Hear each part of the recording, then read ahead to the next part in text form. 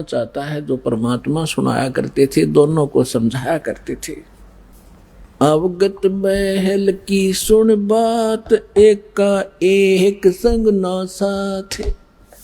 क्या बताते थे कि यहां से जब तुम जाओगे ना तुम्हारा भाई साथ जाएगा, ना बेटा साथ जाएगा, ना माँ साथ जाएगी, ना पत्नी, ना कोई संपत्ति साथ ले जाओगे। अवगत महल की सुन बात, एक का एक संग ना साथ। जासे हुआ सकल जिहान, ओंकार पंच विमान ब्रह्मा विष्णु शंकर आदि। अवगत ध्यान सुन समाध। फिर बताते हैं,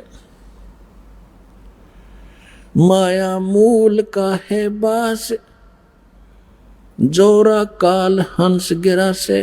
हंसा कौन विधि छूटे, के जोरा काल तिसे लूटे। कि कैसे तुम्हारा छुटकारा होगा, काल तुम्हें भ्रमित कर रहा है, तुम्हारी पुण्य कमाई को वह स्वर्ग में लूट लेता है। फिर उत्तर देते हैं, सतगुरु मिले संत सुजान, तो या मिटे आवादान। नेमी नेम कर भूले, उर्दमुख पीहिंग कस झूले। पंच अग्नि लगावे पीठ, सौदा ज्ञान सकल वसीठ। मुंडित जट्टा जोटम बेख, डूब्या सकल बिना विवेक। बिना ज्ञान के ये सब डले ढोरे हैं।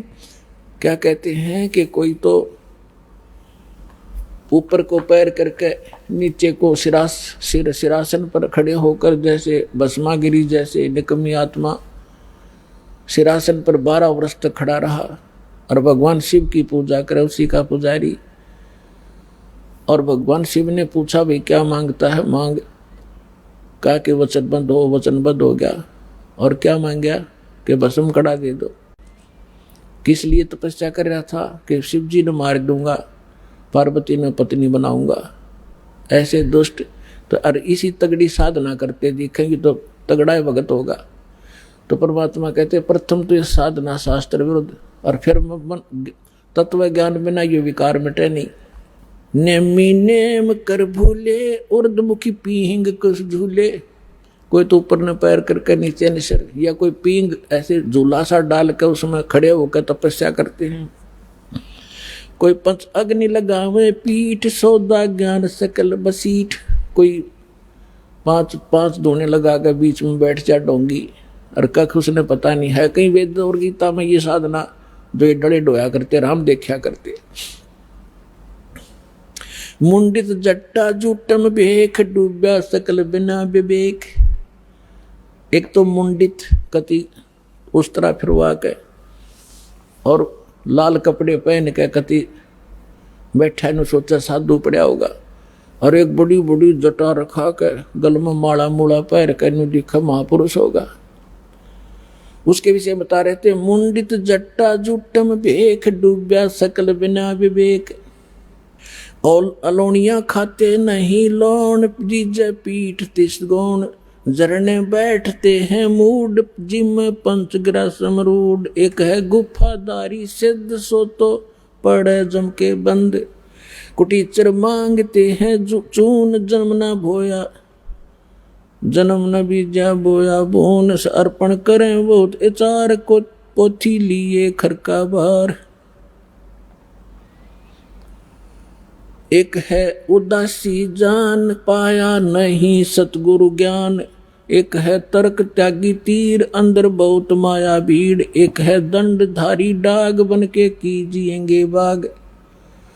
आपने देखे होंगे ये शंकराचार्य जैसे और वीर की परंपरा में एक वो रखते हैं, एक लाठी सी, उसने दंड बोलते हैं, डंडा। और उसने इतना आदर से रखते हैं उस लठ ने, उसके ऊपर कपड़ा डालेंगे बहुत बढ़िया, और उसने कंधे पर रखेंगे, धरती में नहीं धरे, बेइज्जती हो जाएगी। उस लठ ने दंड बोले, दंड, उसको दंडी स्वामी कहते हैं। और जैसे कहीं स्नान करते हैं या खाना खाते हैं, या तो ऊपर रखेंगे किसी खुट्टी खाटी में बड़ी जचा के, या एक लिए खड़ा रहेगा, दूसरा नहा लेगा, उन लठान दोनों ने। तो परमात्मा कहती है भक्ति का मार्ग इनका। एक है दंडधारी डाग, बन के कीजिएंगे बाग। आज ये साधना ठीक ना करके ये मनमुखी जो साधनाएं कर रहे हैं, अगले जन्म में ये जंगल में अन्य प्राणियों की योनियों में जाएंगे। एक तो नगन है नागा, जिसे नहीं सूझता आगा। ये नागा फिरते हैं, कहते एक नगन है नागा, जिसे नहीं सूझता आगा, यानी उसको भविष्य का ज्ञान नहीं। आज यो नीवस्त्र घूम रहा है और इसी में मानते हैं कि मैं त्यागी और वैरागी हूं। अगर नंगा रहने तो भगवान मिला, ये पशु पक्षी सारे न नंगे फिरे, फिर ये तो आपसे पहले प्राप्त कर लेते और जंगल में ही रहते। परमात्मा ने अकल दी है, अपने जितना गर्मी सर्दी से बचने के लिए वस्त्र पहनो और किसी भी अपने क्षेत्रानुसार अपने किसी प्रकार के कपड़े पहनो, लेकिन वो सुविधाजनक हो। अब जैसे आजकल देखा, ये जीन की पैंट पहने लड़की भी लड़के भी, और उसने पैर के आड़ा सत्संग में आ जाए, वो बैठ नहीं सकते, उनको अलाउड नहीं यहाँ पर पैर के आना।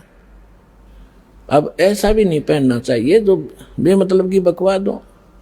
अब बैठा नहीं जा, बैठे बिना सत्संग सुना नहीं जा, थोड़ी सी देर में ये पैरों की नसें बंद हो जाए उनके पैर के बैठने से। तो ऐसे वस्त्र पहनो जो सुविधाजनक हो और अभद्र से ना लगे। कैसे ही पहन लो, लाल पीले कैसे ही पहन लो। अब जैसे दाढ़ी रखो या ना रखो, जटा रखो या ना रखो, वो आपकी मौज है, लेकिन साधु रूप में ये दाढ़ी और मूछ रखना और जटा रखना अलाउड नहीं है, क्योंकि आपसे भ्रमित होंगे। अन्य प्राणी न सोचेंगे यू महात्मा है, या बिजली ऐसे ही गिरी हुई है अभी तक। हम इन नकलियों को एक विशेष साडंबर देख कर उसी को प्रणाम, उसी को दान, उसी से दीक्षा ले बैठते हैं और दोनों का भट्ठा बढ़ा देते हैं। अब परमात्मा गरीबदास साहब जी को मिले थे। अब परमात्मा कहा करते कि हिंदू तो कहते हैं मुसलमान काफिर, ये मांस खाते हैं, और मुसलमान कहते हैं हिंदू काफिर, ये आन उपासना करते हैं, ये मांस मिट्टी नहीं खाते। अब यहाँ थोड़ा सा पहले एक हिंट देता हूँ।